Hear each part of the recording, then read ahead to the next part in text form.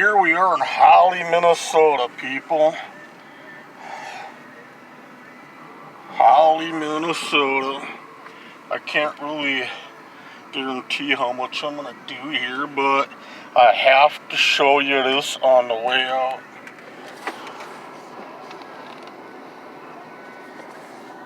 Wow, look at that.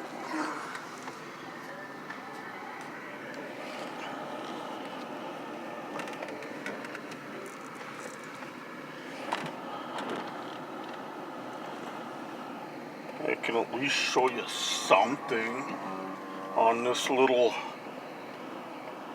town. Hawley Herald right there off to the, straight ahead here.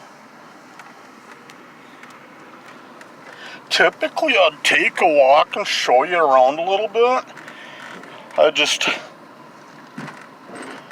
I'm a little upset about something, and I just figure, well, instead of hanging out in that area and getting myself worked up that much more, let's take a drive. This is the intersection. We're coming up on the intersection at 8th Street and Hobart Street.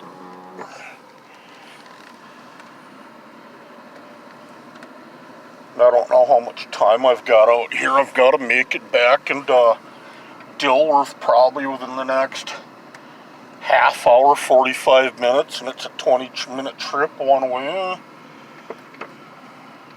So there will be more of these videos coming out. It's just this one may or may not be as long as one would like.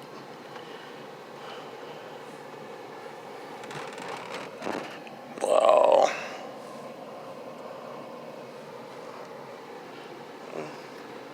Main Street and 8th Street. Okay. And yes, I am doing a little recon to see if somebody's got a little metal out.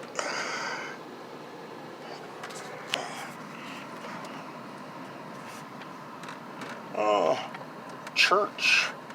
Hawley Lutheran Church over here, guys. Hawley Lutheran Church.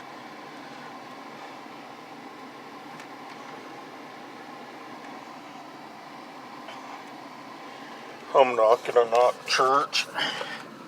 It's been a while since I've been in one, and I'm not gonna knock it.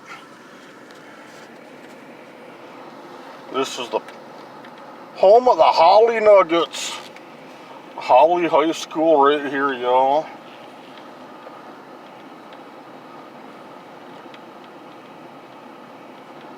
Hawley High School. So, brake system, anti-lock brake system on this vehicle.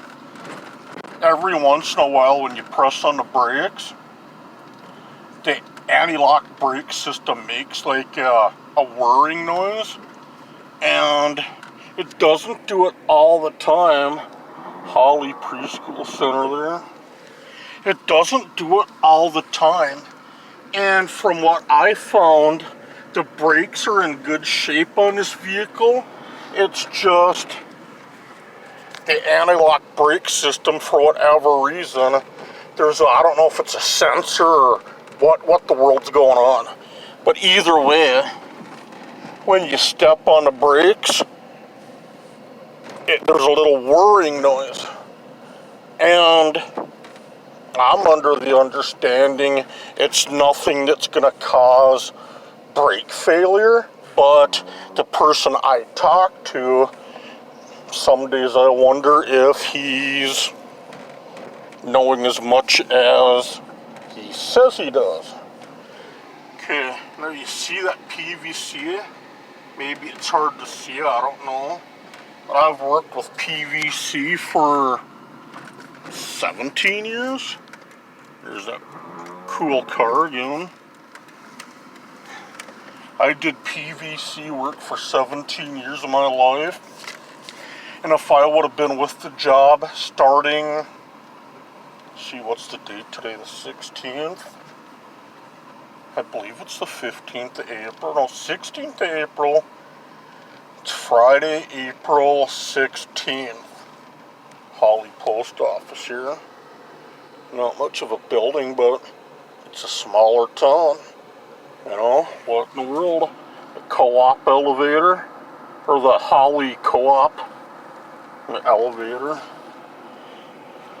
But if I would have been with that company starting today, I would have been starting 22 years with the one company.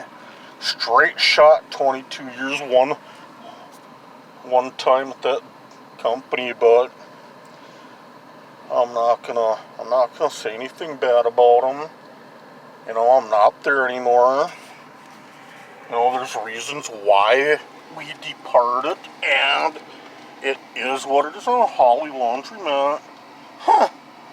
Wonder when they put that in. Last time I was out here, that laundromat wasn't here. Of course, too, it's been like 3 or 4 years since I was out here, so, you know. But anyway, I'm not with that one company anymore, and, you know, whether it's a good thing or bad thing, you know, whatever, but I guess I'm happy with my life. Highway 10 here. This is Highway 10 in Hawley, Minnesota. Yeah, sure, you betcha. Yeah, how'd you like that? A house right on the frontage road, facing the highway. It's my dream come true. I honestly love houses that are on the highway. I love them. I love sitting and watching. You know, speaking of vehicles, what is that, a Chevy Traverse? I think. Lloyd's Auto Sale. Lloyd's. But anyway, I do love houses that are on the highway. I just love watching traffic go by on a busy street, highway, whatever. It's my thing. Let's see here. I want to take the frontage road around, show you a little bit more. But yeah, back in the day, I was growing up in Fargo, North Dakota, and the one house we lived in was on a major road, busy intersection, whatnot. And ever since I was little, I was like, man, you know, whether I rent, buy, whatever, I want a house on the highway or busy street. My thing.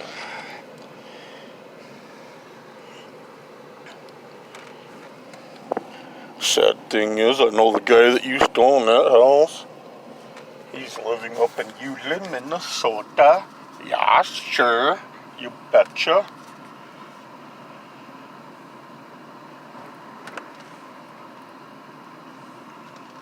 Hawley police.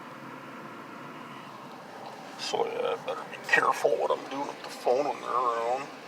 I don't exactly trust Popo, if you know what I mean.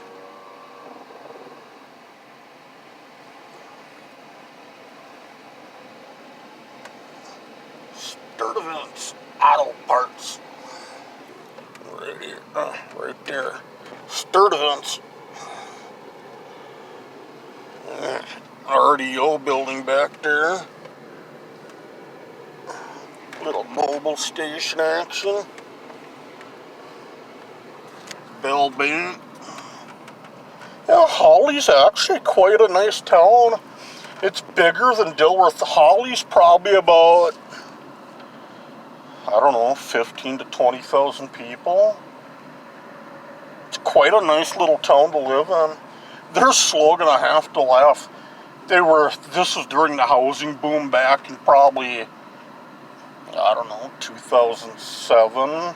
up to about, whenever the crash took place, what was it, 2009, 2010, they actually had signs and commercials up saying Hawley would be a good place to live. So I had to laugh a little on that, knowing they were playing off of Hawley Rock, California.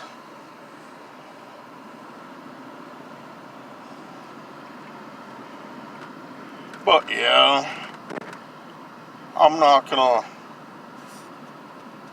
be in the spot of talking smack. I love the town. I love the people. It's one of those towns where it's the small town feel, but you're also in that spot where everything you want is pretty much, it's pretty much right there. You've got the big town feel in a small town. I don't know if that makes any sense, but you're so close to so many things. Fargo Moorhead is roughly 20 minutes west of here. Sanford Medical, St. Andrew's Catholic Church straight ahead. So yeah, if you're the Catholic going type of a person, you got a Catholic church. Nice building. And you got Tony Super Value over here to the right. Tell you what, I'm going to shut this down here in about a minute. But I just want y'all to kind of see a little bit of this town. You know what? I got a little morbid curiosity going on here. Maybe I'll do this for a couple more. And then I really should get going back into town. Yeah, I was right on something. We got a cemetery. Cemetery. That ain't no pet cemetery. I've never, it's up here to the left a little more, but I've never been in that one to visit anybody, but I don't know, it's a decent sized cemetery. The Young family, let's see, Johnson family, Day, Olin, Raddick, Johnson, Sandell.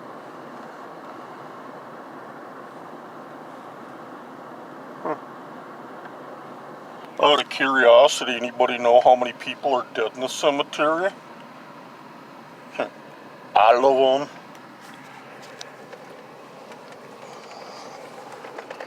Let's see here. Hanson. There's one over there. There's a little white tombstone, the third one in. Looks like an old grave. I don't know, people. Oh, Friday. That's her name over there. But I don't know. I've got that morbid curiosity with cemeteries, man. I love them. Maybe creepy, but, you know. Turner. Well, that's old. Looks like the one person passed away in 1932. Let's see, McDonald. Let's see if it shows a date there that I can read. I can't really see. I'd have to walk up on it more. Some of these are old. See, Jacob Burrell, born April 20th, 1818, died February 9th, 1891. Then below that it says, in after time we'll meet him. And right next door it looks like it may be his wife, Rachel P. Burrell, born February 18th, 1824, died June 1st, 1904. Funny part is my grandfather was born in 1903, died in 1963. See, the reason I like a lot of these cemeteries and going to them is because of the, well, how do I want to say it? It's to see the older graves. The ones that were like 18 and 1900s from, I suppose from when, back, I suppose it'd be like the turn of the century type thing. The older graves, I guess, I like it. Then too, even with the newer graves, it's knowing, I don't know how to put it. It's just knowing, part of it's kind of a paying a respect issue, but part of it is the morbid curiosity of who lies there, born and death dates, and just kind of the different progression of time over who's done what and why, who's the different styles, tombstones, yada yada yada. But anyway, I've got to get going. I have to head back into Dilworth and Moorhead, and the video's gone on for about 16 and a half minutes, so I hope this video is something that you can enjoy. Until then, be careful, be kind, and I'll see you on the flip side.